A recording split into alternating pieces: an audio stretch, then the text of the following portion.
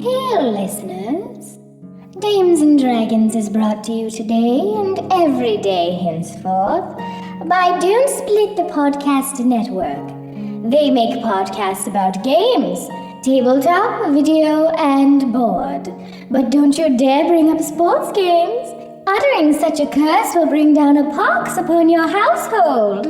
Dames and Dragons is the newest addition to this gaming podcast network. So check them out at don'tsplitthepodcastnetwork.com. And now for your regularly scheduled episode.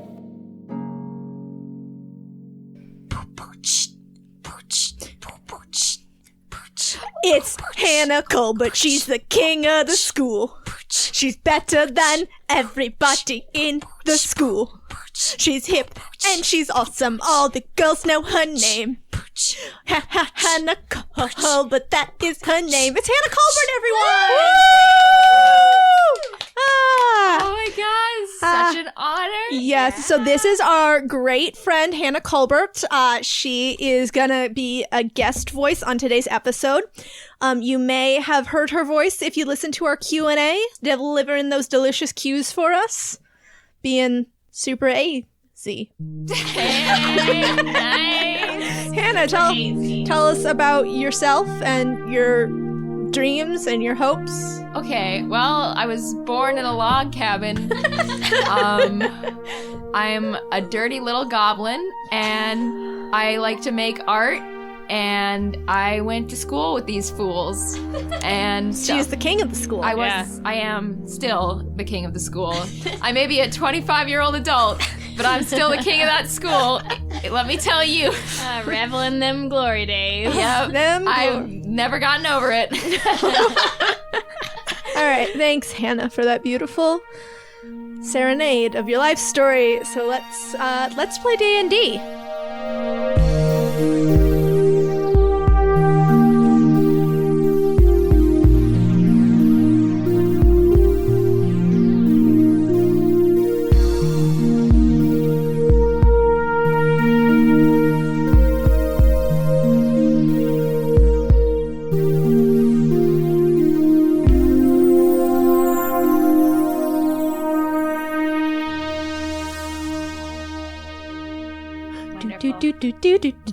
Do. I don't know. That's exactly how our song sounds. Yeah. Hi, I'm Kat. I'm your DM. Oh, hi. I'm Caitlin. I'm mentally present. I play Corbin, who's a druid and a human and is level 5. Hello, I am Sophia, and I play Laika, a tiefling paladin, and they are level 5. And are you mentally present? I am not mentally present, but I am physically present. Yeah, I can see that. You're sitting across the table. Yeah. Thanks for the update. Hi, I'm Noelle. I play Fran, who's a water soul genasi wizard. Like I said last time, I'm 10 levels ahead of everyone else. But I just am really bad at playing D&D. I'm mentally present, but not physically. That's spooky. Who's there? Who's sitting over there then? Who is that? Just a incorporeal cloud man. Hey, Cloud Man. The smoke monster from Lost. Yes. All right. So Corbin and Fran, last time after you died, you woke up in a band of orcs who seemed to be very friendly. And you subsequently discovered that you do not speak the language of the world below. You cannot understand anyone. And they had rescued you from the clutches of the Boulette. You used your magic, which they didn't seem to know about, and you believe that you convinced them that you are gods. While you were traveling with these orcs across the desert, you found the top of Estra's library. You found Luelle, the receptionist that you had met before, and she was crushed under a bookcase, and you were unable to save her. However, together you and the orcs saved as many books as you could from the ruins of the Estra library before speeding off into the desert. Meanwhile, Laika, you chose to save Zerun, your elder wolf, your giant grandpa, and you started your trek into the desert with Zerun, Gingy, and the still unconscious goddess. You were starving, extremely dehydrated, before you found an oasis where you were greeted by a camel. It said, "What are you?" I'm going to explain. It's because you have those amulets. You have an amulet that lets you talk to animals. Oh, that's so cool. But it's not really like, it doesn't sound the same as when you're speaking with Gingy and you hear Gingy's thoughts. Like, you can tell what it's thinking, but it's not really words. And it feels very weird in your brain. Like you're having a lot of trouble wrapping your brain around this. And while you're staring at this camel, which you've never seen before, you don't know what this thing is. A second one comes over and starts nosing at the goddess, and Zaroon immediately gets up and steps over the goddess, and his hackles are raised. He's growling at this creature, and it scampers back. And it is about this point that you realize all around you are people. During the night, dozens of caravans have arrived, and they're setting up a marketplace. Just around the oasis? Yeah. All right. Well, Yeah. I get up and I say, "Land ho!" Zaroon, he looks at you and he goes, "This is not the time for jokes." Grandpa, I'm not joking. This is very serious. Just keep your cool and let's get the goddess back up on you. So, are the people around us, are they human? There's a mix. There are humans. There are a few scattered elves. You see a couple halflings, a gnome. Mostly humans, but pretty diverse. Okay. So the camels are continuing to sort of nose around the goddess, and one of them is sort of starting to, like, lick at her hair and going, "Taste weird. Taste." Not for eating. Not for eating. Hi, it's nice to meet you. What are your camel guys' names? So camel one sort of tilts its head, and the other one continues to lick at the goddess's face. Okay, I'm pulling the goddess away. I'm picking her up. So as you go to grab her, her eyes open, and she looks up at you. At first, it seems like she doesn't quite recognize you, and then she sits up very slowly, and the camel's continuing to lick her face. So she shoves this camel away from her, and she starts to sign to you, and then remembers that you can't understand her sign language. So here's what we're gonna do. You're gonna give me a thumbs up for yes, a thumbs down for no, and then you can teach me along the way. We'll figure this out. But I need to ask you some quick questions, okay? The goddess is, you can tell she's listening, but she's looking around slowly at first. It's sort of nodding as you speak. Can I make a medicine check on her? Sure, yeah. Okay. 11. You bend down and sort of check her pulse and check her, sort of see where her temperature is at, core temperature is at wise. Considering you do remember that last time when she passed out, she was ice cold. Her temperature's up. It's actually pretty high, but it is also, you are in a desert. She doesn't seem to have any external injuries, but she's dazed. So I'm gonna say to Zaroon, Grandpa, keep an eye on the goddess. I'm gonna go talk to these people. The goddess grabs your hand before you try and go. Yeah. And she very slowly, and her hands are very shaky, but she writes in the air with this golden light. And what she writes to you is, "Where are we?" That's what I'm trying to find out, but we are on the world below. Do you remember Estra falling? She writes out slowly again. "Estra is gone, isn't it?" Yes. Well, as far as I know, but we got separated from everyone else. It's possible there are more survivors. She grits her teeth and tries to stand up, and she's wiping tears away from her eyes, but she can't quite support herself. She's still so weak. So Zaroon, he puts himself under her and he says, "My goddess, climb on my back. I will carry you." And at first she doesn't want to do this, and she tries to stand again, but she just can't do it. So she reluctantly climbs onto his back, and she sort of motions to you that, like, to lead the way. Okay. All right. I just want to say, we're going to figure out what happened and do what we can. This isn't your fault. It's Torva's fault. And She shakes her head and sort of holds up a hand just to stop. Right.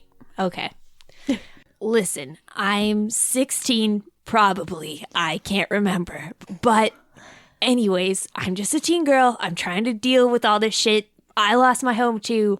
And just know that I'm still following my duty to protect you as your guardian. But I'm also freaking out and losing my mind. But it's totally cool. And we'll deal with this later. Please ride my giant grandpa. And I will please... I will take care of this. So I lead the way to go introduce ourselves. Before you walk away, Yeah. the goddess reaches out and she grabs your hand and she gives it a squeeze. Okay. I die inside and I just act really cool and nonchalant and keep walking. Okay. So there are about a dozen caravans setting up right now. 6 of those caravans are entirely human. Do I see any tieflings? No. Okay, so I don't know if tieflings exist here. Well, people are definitely giving you some sidelong looks, but Yeah. no one's approaching you. I'm waving to them Okay. whenever someone looks at me or makes eye contact. So at one point you make eye contact with a human child, Yeah. and she waves at you really excitedly. And then a woman comes and grabs the girl's waving hand and sort of steers her away. Cool. So I'm going to go up to just the closest person then. Okay, so this is, say, a human man. Looks at you and he says something, but you do not understand him. I say, hello. He gives you a weird look, and he says something else, but again, you don't know what he's saying. I say, in Infernal. Doesn't understand. And actually, I'm going to have you make a roll in intelligence check. Oh, that's a natural 20. Okay. So what you realize as you're listening to him speak, it's like you can almost understand him. It's like you feel like you should be able to understand this language, but you just can't. It doesn't sound right to you. And you can understand some words, but they don't seem like they're the words that would be in this context. And it's very perplexing.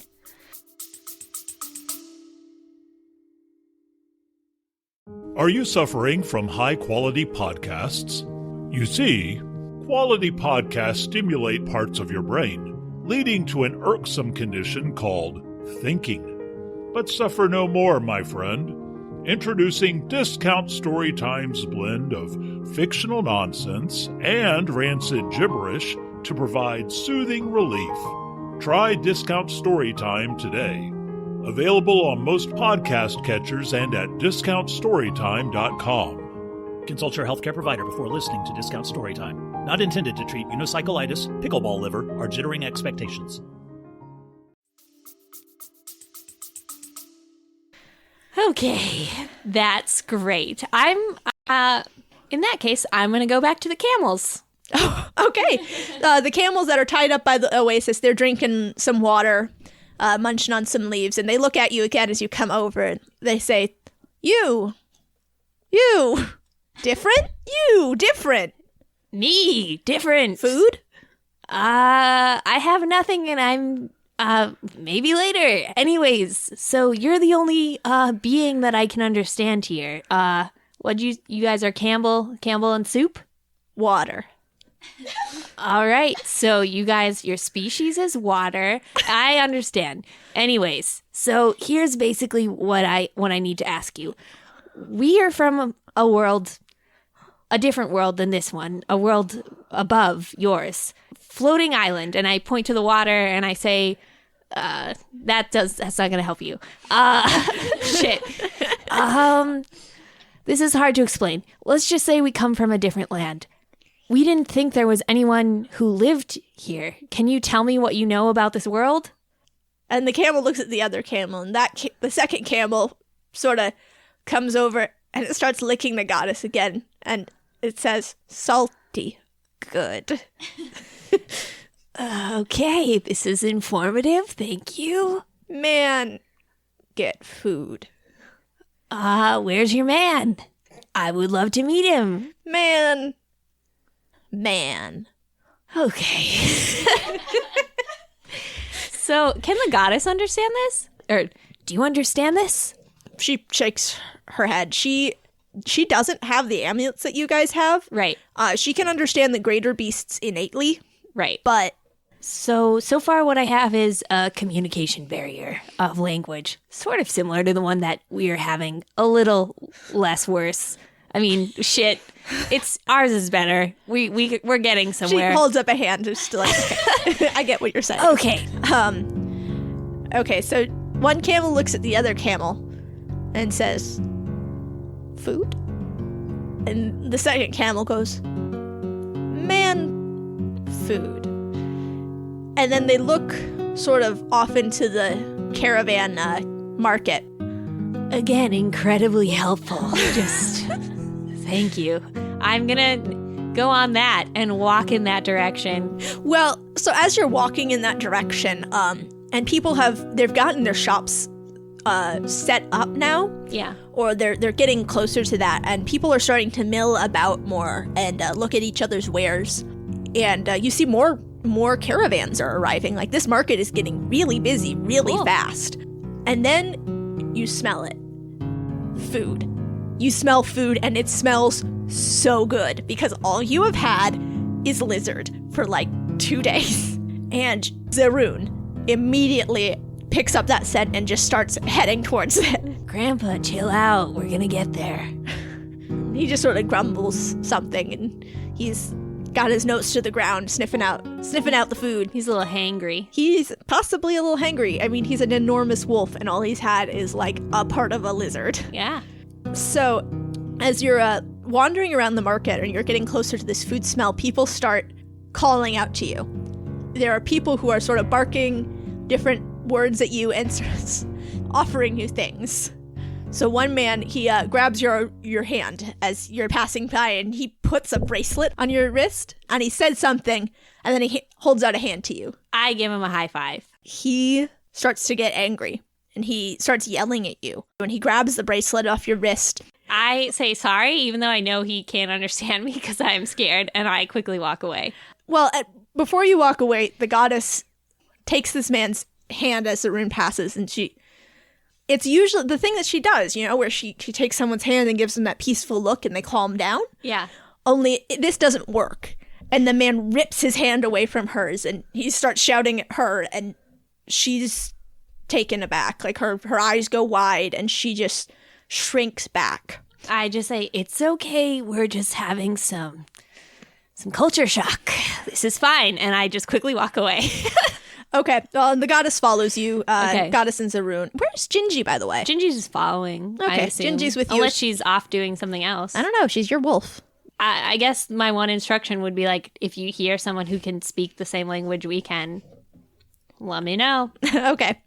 So, after not too long, you do get to the food tent, it's a big open canopy. And several grills have been set up, and people are... and I say grill, it's more like it's a hot stone over an open fire. So they're grilling kebabs. There's little fruit pies being made, like hand fruit pies that are made on these open flames. Oh, and there's also this steamed leaves full of meat and vegetables.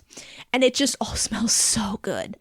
What do you want to do? So I'm going to buy food for us. What do you want to buy? We'll go for the meat and vegetables, the kebab, and the fruit pies. All of it? We can like share amongst ourselves. Okay, so one of each. Wait, I gotta figure out what's the cheapest. Okay. What's the biggest line? It's pretty early in the day still, so there aren't very many people sitting around eating. There aren't any lines yet. It looks like people are really just starting to get going with their cooking. Sure. So how do you want to try and figure this out? I'm just gonna walk up to the steamed meat place. Okay. And point at it. Okay. So you point at it, and the woman behind the stall, she holds up 3 fingers. I pull out 3 gold pieces. So the woman looks at you, and her eyes go so wide. I take 2 back, and I offer 1 gold piece. She looks at you, and she shakes her head. She holds up 3 fingers again. I'm gonna roll charisma. Okay. I'm gonna do a backflip. Why? All right, that is 21.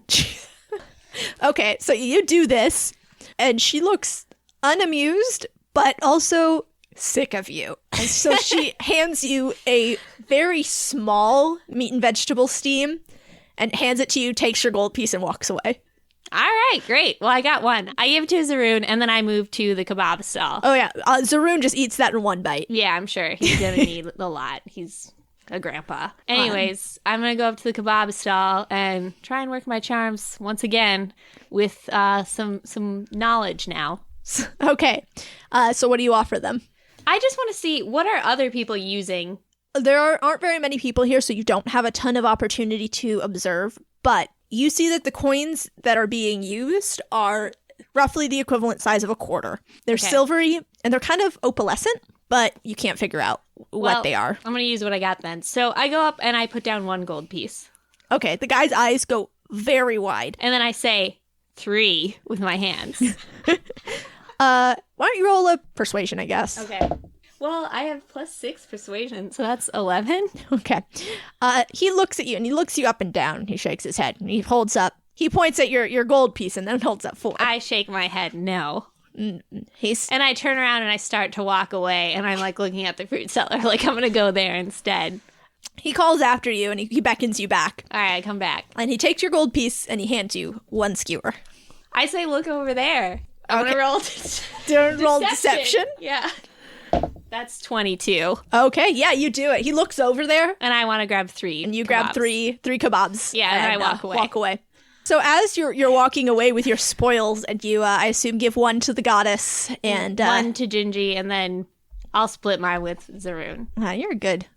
So as you 4 are sort of splitting your spoils, you hear something that you understand. Finally. Good morrow, travelers. I'm not ready for this. Okay. Oh my god, hi. So, the person who approaches you, he's sitting at one of the long tables with a stack of books and a lovely breakfast set out before him. He beckons you over to his table. We go, because I see that breakfast and I hear our shared language. So, Hannah, why don't you describe what you look like? Okay, so I'm tall, I'm an elf, I'm in scholar's robes, and I have a pointed hat, but it doesn't have like a brim. So it's more like a, like a David the Gnome kind of hat. Okay, so like a cone hat. Yeah. Okay. And he has like a dumb, goofy smile, and he's a big nerd. All right, that's your. Does he have glasses? Yes. All right, cool. All right. Like little round ones? Yes. Or big nerd Little square ones? round ones. All right, cool. All right. And something else, actually, you also are wearing a sash, a brilliant red sash with the symbol of 2 birds with their wings spread in opposite directions and a arcane rune in the center. Yeah, I would be wearing that. Yeah. It's the symbol of your university. So we walk over and I say, oh my god, I can understand you. Yes, I was quite surprised to hear your dialect here. Where are you? Where are we? Well, specifically, or I mean, just yeah, I guess specifically. And how can you understand me? oh well, I assume you're a fellow scholar, are you not? You're speaking the old tongue. Oh, okay. So I'm just gonna sit down. I'm not even gonna let you invite me. I just sit down and I'm gonna have the goddess, and we're gonna start eating your breakfast too. Yeah, the goddess, she sort of slides off of Zaroon's back and onto the bench, and Zaroon comes over to sit next to the man, and he sits uncomfortably close. All right, I'm into it. So, I'm not speaking an old language. This is the only language I know. I suspected that might be a possibility as well. You didn't come from... it's ridiculous, but you're not from the Fallen Island, are you? Yes. How do you know about... You know about us? Oh, well, it was quite loud. As loud as it had been a thunderclap, really. People were quite shocked by the event. A lot of shit came down, you know? You saw it? Yeah, people saw that. Did you know we existed before you saw the explosion? There'd been legends spoken of only, but now. We didn't know that there was anybody on the world below. We were told that everything had been destroyed, that Chorva burned the world below. And the goddess, I look over at the goddess and then I look away because I'm like, maybe I don't want to reveal that yet. Our goddess, who was the leader of Estra, well, she raised us up. She protected the last survivors. And we've lived there for 2,000 years. How long have you been here? I could ask you the same thing. One day. All right. We thought that Estra was only a legend. We weren't aware at all of the floating island as a matter of fact until you came crashing down. I mean, not you specifically, but you get the idea. I gotcha. Anyway, holy shit, though. You gonna talk to me about this really big, mammal that you've... Oh, yeah. What's your name? Oh, I'm Professor Shah Aliliaz Cole. Do you... I'm not changing it. Okay. That's canon now. Okay. Do you have a nickname? You could just call me Shah. That's great. Shah, I'm Laika, and this is Arun, this is Gingy, and this is my friend... Mary. I point to the goddess. The goddess, she looks at you for a minute and then sort of nods quickly, yeah, sure, that's my name, yeah. This is Mary. 'Tis a great pleasure to meet all of you. That sounds normal. It doesn't it though? It's all really normal. So Shah, I point to the books.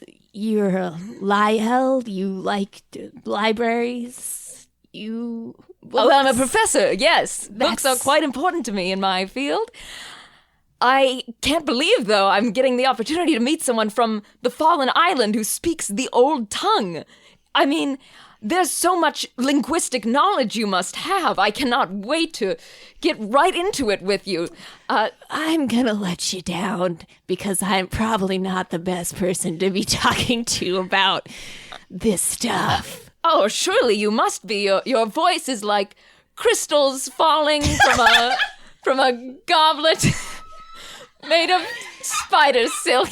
You are a really polite liar, and I appreciate that about you. Thank you. And your voice is like a beautiful homemade muffin because it's familiar to me. So I like that. Good. Tell me, were you injured in the fall? Your wings. What happened? My wings? Forgive me if I presume, but you are a tiefling, are you not? Yeah. So, where are your wings? I'm not a crow. I think you've got me mistaken for a crow. I'm afraid it is you who are mistaken, young lad. For I'm pretty sure I know a crow when I see one. Well, I've seen a fair amount of tieflings in my day, and I've read many a tome. My best friend is a crow, so I think I would know. Wait, Corbin's your best friend? No, I'm just kidding. My second best friend. Gingy, you're my one true best friend. She nods and takes a big bite out of your breakfast, Shaw. I'm like, oh, well, that happened. All right. You think I have wings? Well, the tieflings here at least all do. I've never seen a tiefling without them. Huh. That's genetic evolution. Something went weird there. Interesting. What about humans? Do humans have wings? No, humans don't have wings, generally speaking. And you're an elf? Where are you from? Well, originally I'm from Ilfra, but I'm a professor, actually, of linguistics at the University of Madria, though I don't suppose that helps you too much, seeing as you just fell from an island in the sky. Is it all like this? Desert? What? Desert? No, certainly not. What kind of shitty planet would that be? Really, really dumb. No. Yes, our world is far greater than this desert. I mean, I suppose being from a floating island, it couldn't have been terribly large. But this world, I mean, it's the world. It's quite large. There's deserts, there's mountains, oceans. I don't suppose you'd be familiar with those, though, would you? I know of some of that in theory, but I've never seen that before. I beseech thee, how is it that you and this strange party have come together and come here? Well, we landed in the ocean, and I mean, it is probably pretty lucky we survived, and we made it to the shore. And I kind of look at Zaroon because I'm like, oh, there's information I don't know that I want to share yet. Yeah, Zaroon, he gives you like a nod, like, yeah, you're doing the right thing, not sharing all this information. And I just say, so yeah, we made it through the desert and we found this oasis and all these caravans started showing up, and you're the first person I've seen. All these people, I told you, I didn't know anyone was alive here. But I'm really grateful you are, because I'm 16 or 17, I can't remember, and this is very traumatizing. Shah, you didn't happen to see any other survivors, did you? Come from the sky?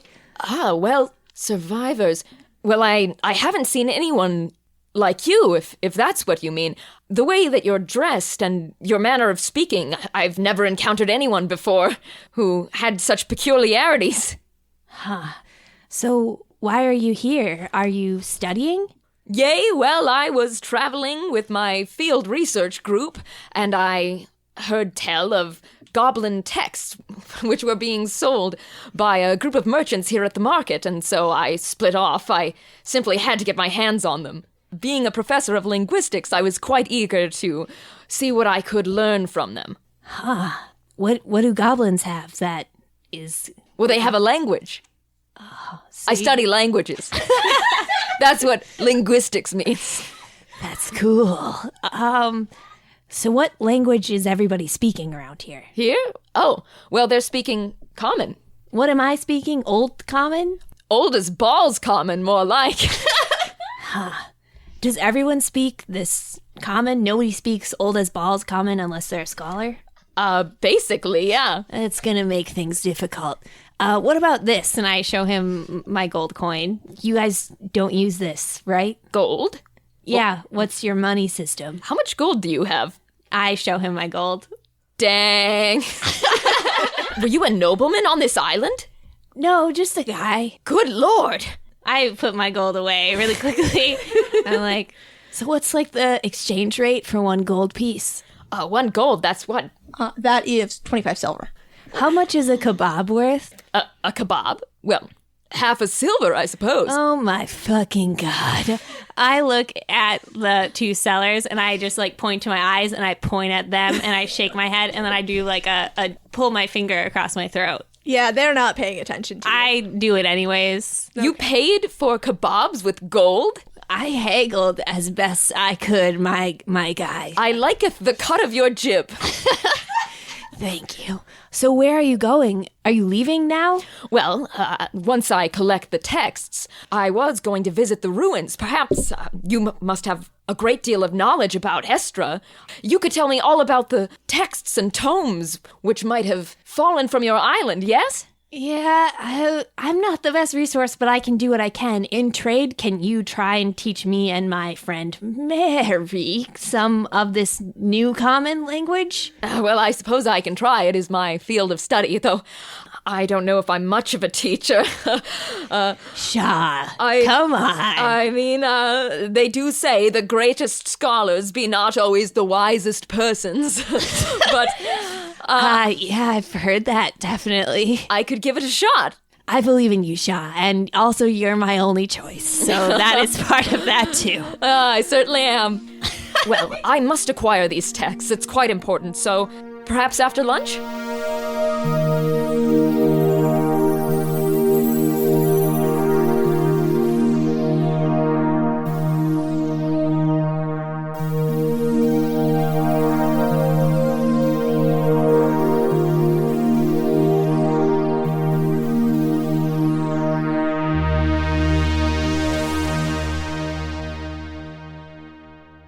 Hello and welcome to this. It's me, Noelle.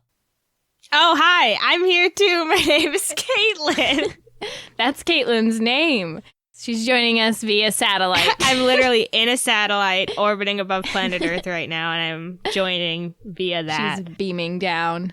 So yeah, as you may have heard from the incredible and very serious announcement at the beginning of this episode, we have joined a podcast network. We are very excited about it. Basically, this means that we'll probably be having some sponsorships and we'll also be advertising for other podcasts on their network. And who else brought us our podcast today, Caitlin? So somebody else did hand deliver this podcast today to you. And if you're wondering, like, why did I have to go to my front door to listen to Dames and Dragons today? And, like, I saw an Audible employee standing on my front doorstep handing me the podcast. It's because our sponsor today is audible.com, which I'm sure if you've ever listened to a podcast before, you've heard about. But in case this is the first time you've ever listened to a podcast and you randomly decided to pick episode 12 of Dames and Dragons. Welcome. Good choice. Yeah, good choice. First of all, welcome. Please go back and listen to episode 1. I mean, I guess you don't have to, but things will make more sense. But Just guess. Yeah, Follow your truth. Get creative, put the story together yourself, but go to www.audibletrial.com/DSPN. D is in dog, SPN. You can get a free audiobook download and 30-day free trial. There's over 180,000 titles to choose from for your iPhone, Android, Kindle, or MP3 player. If you go to audible.com and you click browse and you go to sci-fi and fantasy, which is my genre of choice, you can see that they have 177 Star Wars novels, 107 Star Trek novels, 514 space operas, which is awesome. I love space operas. So yeah, go check out audible.com. Seems really cool. Thanks, Caitlin. You're welcome. I also want to thank our Patreon donors this month. We have Joseph L, J L, Brian W, Lillian K, Sam G, and Hannah H. We cannot thank you guys enough for being so generous as to pledge your money so that we can keep producing Dames and Dragons and hopefully at higher and higher quality. And next, I want to just say a huge thank you to our friend Hannah, who was kind enough to be our very first guest on the podcast and play the wonderful character of Shaw. Oh, gosh. Thanks, friends. It's been an incredible honor to be here. Do you want to plug your Tumblr and let people know what you're about? Yeah. Well, I'm a big fan of the show, and I'm an illustrator. If people want to see my illustrations, I am Diamond in the Snuff on Tumblr. Or you can follow me on Twitter or on Instagram at Not Even Look Bad. And you should definitely do that. Hannah's extremely talented. Hannah's amazing. And as you've already heard, she's like hilarious and awesome. So, and also, Hannah, just even outside of your guesting here, we really appreciate your support of our podcast. It seriously means a lot because you're one of the funniest people we all know. So. That's true. Yep. We all were extremely excited to have you. And like, when Kat was like, Hannah's going to be our first guest, we all like spontaneously imploded inside the group chat. So Yeah, My God. screamed. Thanks, friends. And now for a message to Chantel. And the code word is James and Rudy. The sleeper agent is active. Go!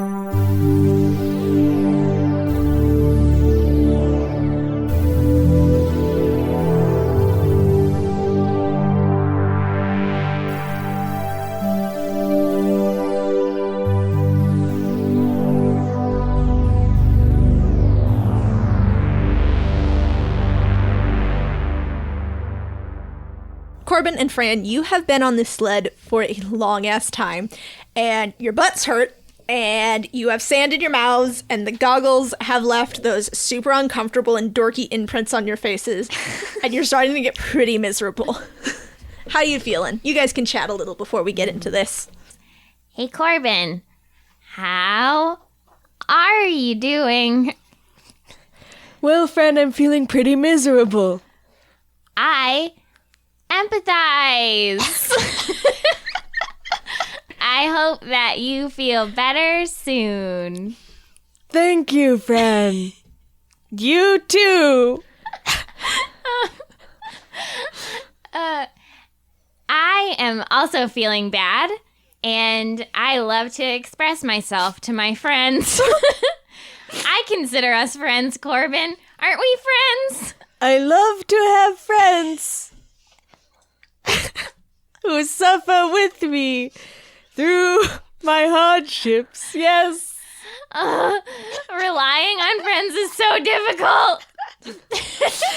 It sure is hard to have emotions. Oh, Kosi was wrong. I should have just kept it all to myself. What?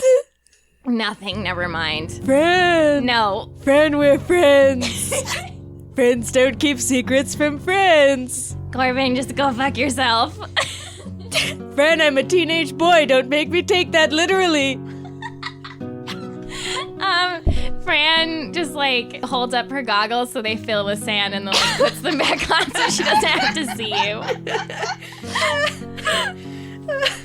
All right, so Corbin, you see up ahead of you as you guys crest this huge dune. In the distance, there is a colorful, bustling market and surrounding a large oasis. And the orcs around you begin pointing and shouting and whooping and hollering. The creatures pulling those sleds, they speed up as they see the water up ahead. And you have to sort of grab onto the sled to keep from bouncing off of it. It's a big, colorful marketplace. It's about midday at this point, so things are in full swing here. So as the orcs circle their sleds on the outskirts of the market, immediately the merchants closest to them begin to pack up their things and cast the orcs these sidelong glances, and they're muttering dirty words as your band of orcs starts unloading their sleds, and you guys are able to get off of the book sled. Finally stretch your legs in the hot burning sands.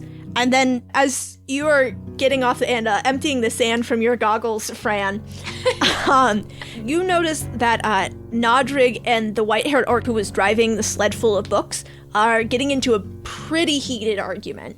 They're shouting at each other, and at one point, the white-haired orc, she bares her teeth at him, and she spreads her arms out wide in front of the sled of books, and she will not budge.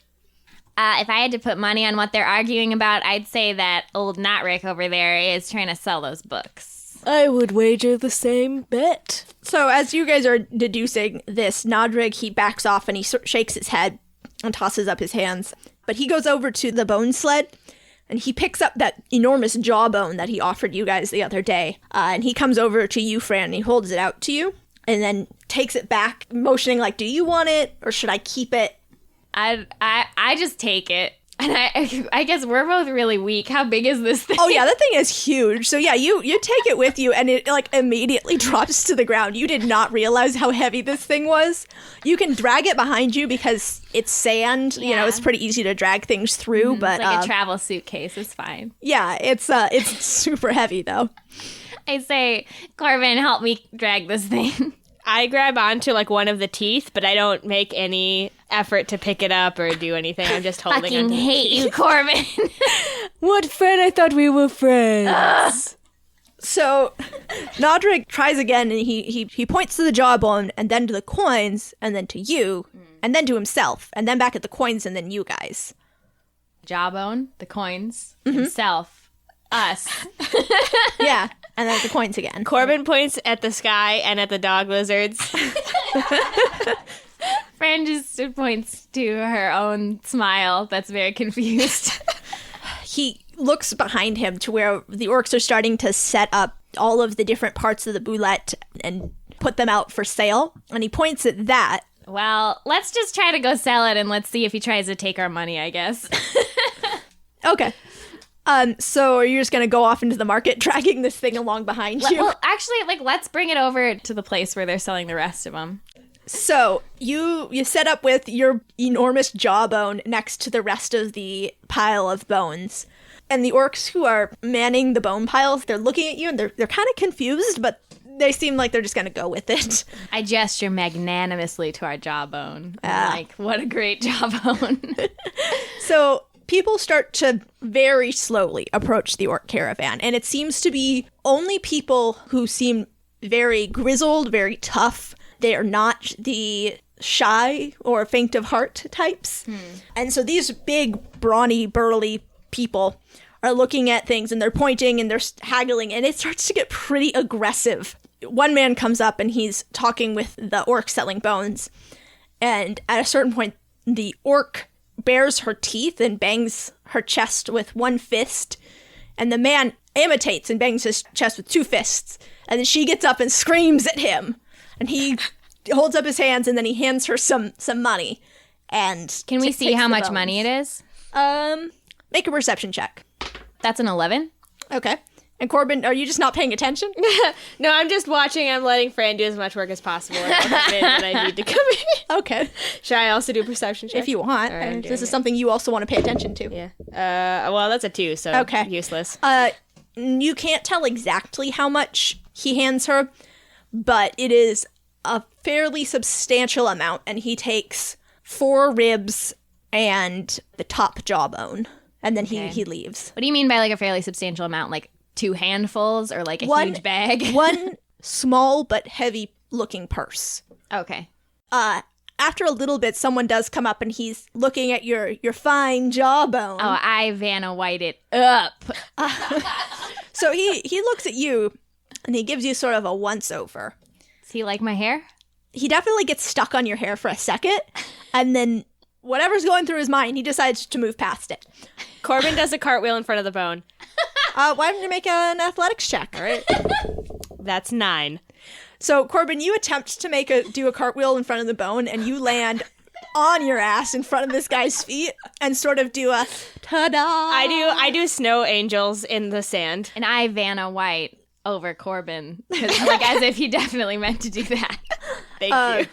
He points at the jawbone and he holds up 5 fingers. Oh, I shake my head and I hold up 15 fingers, including a hand that is made of my hair. The guy steps back and he says something. And he looks at the orcs and he says something to them, and they sort of shake their heads and they're like, I don't know. And so he looks at you again and he bares his teeth. The same way you saw earlier with the other man who was haggling with the orcs. He holds up 6 fingers. I make 2 hands with my hair, and now I'm holding up 20 fingers. So the guy pounds on his chest with both fists, bares his teeth, and he holds up 6 fingers again. Okay, in response to that, Corbin does the crow caw. Can you please? Yeah. The man laughs at you. He just laughs in your face, and he walks away. Well, that didn't go very well. What do you think we did wrong? Was it the somersault? Was it the crow caw? Was it just your whole deal? Maybe it was you just holding up a bunch of fingers like an idiot. Fingers are a great deal-making method. Read the room. People are screaming at each other. We're not in a room. I'm confused. Corbin! It's a turn of phrase. I just want to sell this jawbone. So as you guys are screaming at each other, the old lady, Dokela, comes up behind you. And she very gently puts a hand on your shoulder, Fran, and she holds up 10 fingers. She points at the jawbone and holds up 10 fingers. Okay. I give her a big smile. Okay. So she points out to you as another person is coming up, and she beckons that person over very, very gently, or at least gently for an orc. And that person comes over and he looks down at your jawbone and looks at you guys. And again, he sort of gets stuck on your hair for a second and then just sort of moves past it. Okay. And he holds up 7 fingers. I hold up 10 fingers, and then I have Corbin hold up 2 fingers. I do it. I hold up 2 fingers. He bares his teeth at you and he holds up 8 fingers. I just start screaming. Corbin beats his boob window with his fist. And then we hold up 11 fingers. Yeah. Okay. He takes a step back and he's like, sort of looking at the orcs, and the orcs are all sort of covering their mouths and looking away, like they're trying really hard not to laugh. Very rude where their guts. But he takes a deep breath and he pounds on his chest with both fists and he screams, and he holds up 9 fingers and he makes like a no more gesture. What's he wearing? He is wearing a sort of light leather armor and a bandolier with daggers in it. Corbin holds up 9 fingers and points at his bandolier. You get me. Yeah, I knew where you're going. Okay, the guy grumbles for a minute, then he reaches back and he unfastens his bandolier, and he hands you a heavy sack of coins. Oh, hell yeah. Boom. Nailed it.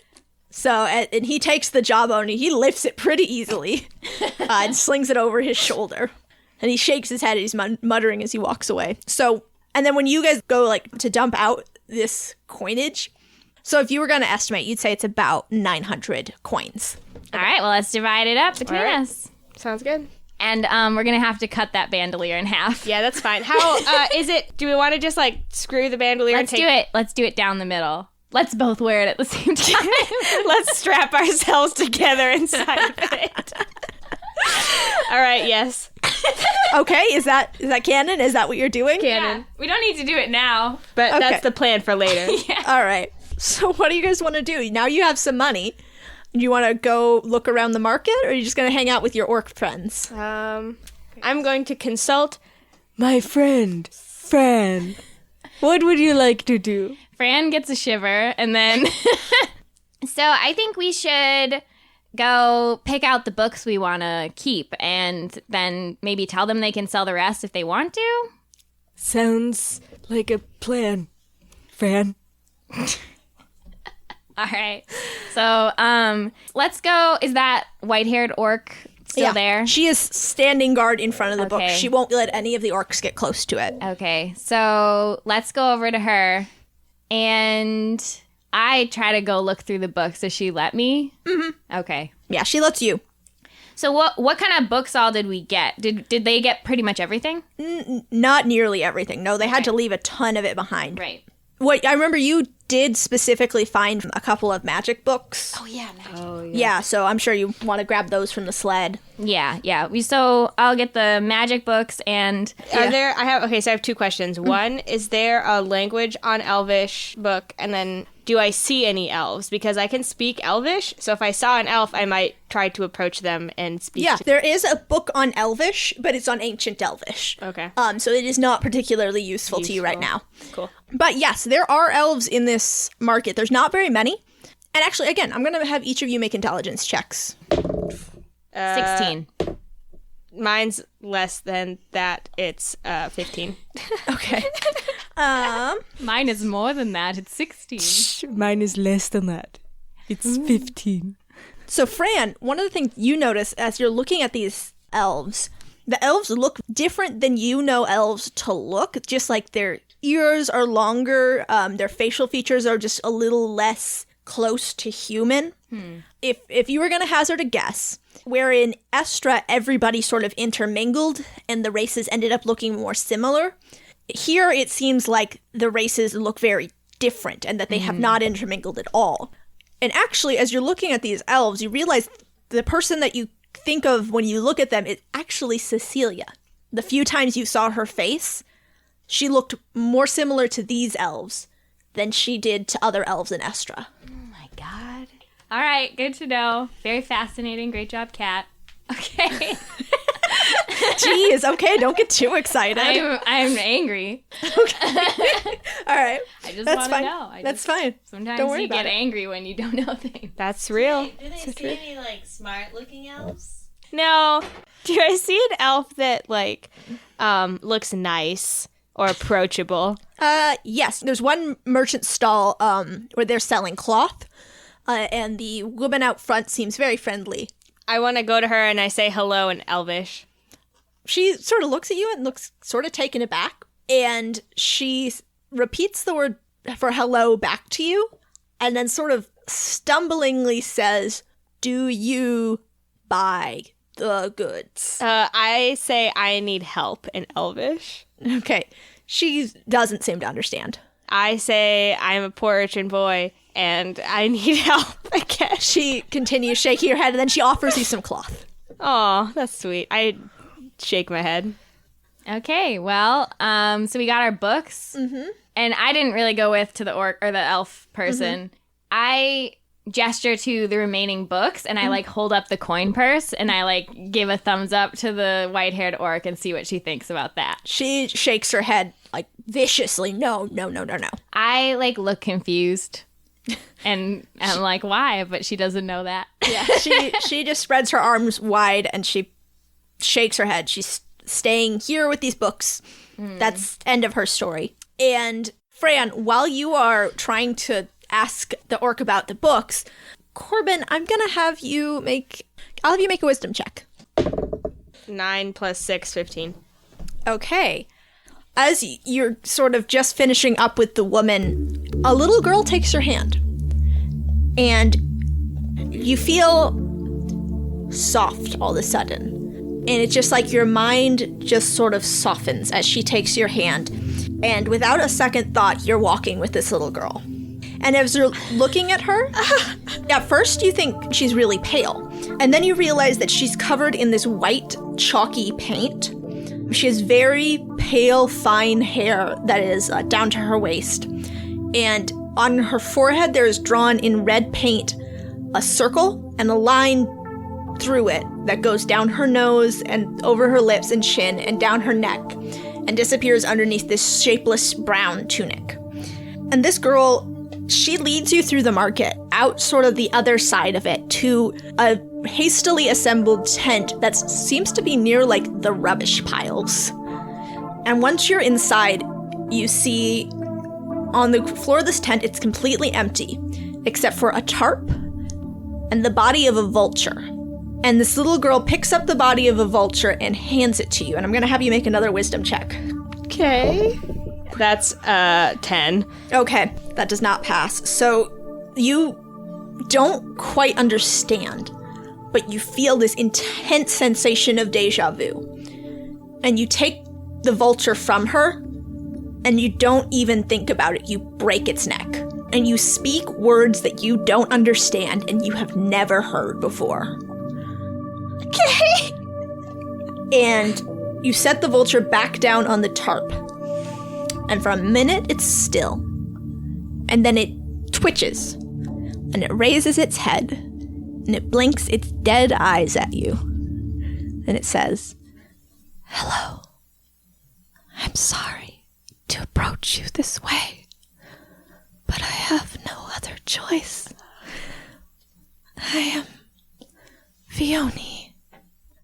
I need your help. I knew you would not listen if I spoke directly to the ones who cannot hear like you can. Let me tell you my tale. 2,000 years ago, I thought I was in love. Torva cherished me, dedicated his battles to myself and my followers. But in time I found that it was not love. He had conquered me, and I was his prisoner. When he broke desert and let loose the world flame, I learned and knew that he could not be stopped. So I made a vessel he could not find, one that would change faces endlessly. My followers took bodies from every battlefield. We made this vessel in secret for myself to inhabit. I hid among the refugees in Kai's forest. And when she lifted us into the sky, I thought I had escaped. But then I was discovered. Even a vessel that changes faces cannot hide forever on an island that small. Even then, I did not weep, for in imprisoned in that place, I was still far from his clutches.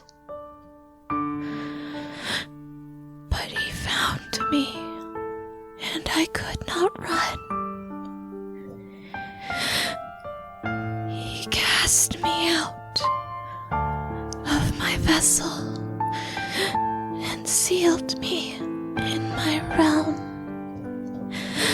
I cannot manifest unless I'm summoned now. You must help me take it back. I know where he's hidden it. In a place far north of here. In the mountains. He has no use for it anymore. He does not want to be tied to one vessel now that his plan is done. But he still looks for her, and her light shines brightly. With the vessel in the mountain, he hides his spoils of war. There you'll find a cloak that can hide godly light, made by Janbo the Mask Maker. It is the only thing that will hide her from him. He will hunt you down without it. Release my vessel to me, and the cloak is yours. And then the vulture collapses again. And the girl approaches you with a map and hands it to you. And the map is on a black parchment. And in white, there is a mountain drawn. Torva's Jaws. You can see labeled in the peak of this mountain. In, like, Estra writing? Yeah, in writing you can understand. Oh. So the little girl hands this map to you and closes your hand around it. And she then takes you by the arm and leads you out of the tent and back into the market and leaves you there. And then you wake up and you feel like you're suddenly in control of your body again. Do I remember that? Yes, you do. Oh. So, Fran, from your perspective, Corbin has been missing for about 20 minutes now. 20 minutes? Mm-hmm. All right, so, like, he walked off by himself. He's probably just, like, checking out the culture. It's fine. I start making my bird calls because I'm very scared, and as a scared bird, I just start to scream. And, actually, someone else hears that. Oh, cool. Laika, as you are just parting ways with Shaw, you hear these panicked bird cries that you have heard before. Haw! Haw! Haw! My eyes widen and I immediately, I say, come with me. And then I start charging after in the direction of Corbin. And I'm assuming everybody's going to follow me. Yeah. Everybody, the goddess, the wolves, everybody just charges after you. And I'm screaming Corbin.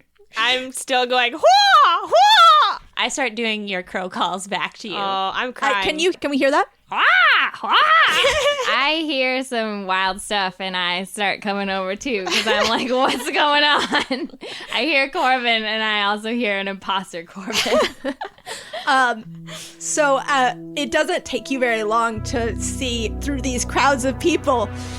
Your friend, it's Corbin, standing there sobbing, making crow calls. I charge him in a hug. Oh, I accept it. I go limp because I'm terrified. I cling to your little armor. I lift you above my head. Yes. Oh my god. Throw me. I throw you in there. I catch you. Like, make an athletics check. All right. Fail. Okay, so you grab Corbin, you throw him up over your head, and you are not as strong as you thought you were, because you haven't you've just eaten for the first time in days, like your first substantial meal. And so you sort of toss him and he just falls directly on top of you and both of you go to the ground. I'm crying. I come up and I see this tableau and I just freeze and my eyes are really wide and I say, "What did you do last night?" Barf.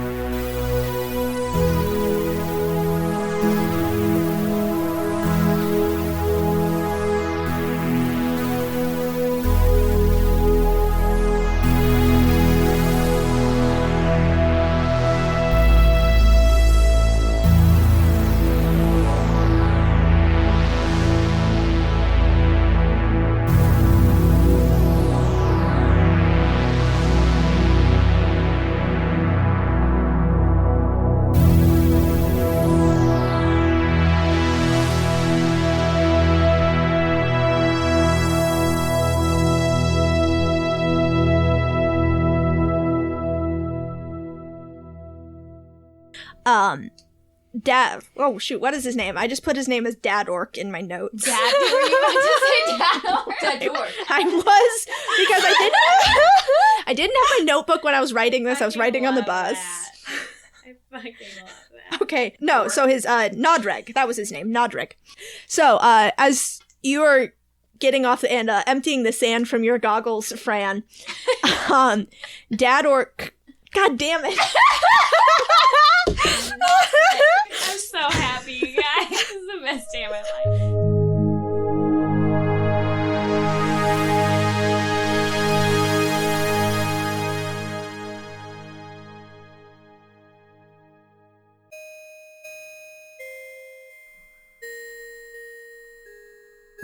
Hey everyone, we're here to tell you about the Venture Maidens podcast. For lifelong gamers. For longtime friends, doing a real play 5th edition Dungeons & Dragons podcast. Including such themes as Awkward NPC romance. Darts to the butt. Chopping things with axes. Find us on iTunes, Spreaker, Twitter, Facebook, or Twitch. New episodes every other Sunday. Or every other Wednesday on Twitch. Check out our website, www.theventuremaidens.com. And start the quest today. Until then, venture away.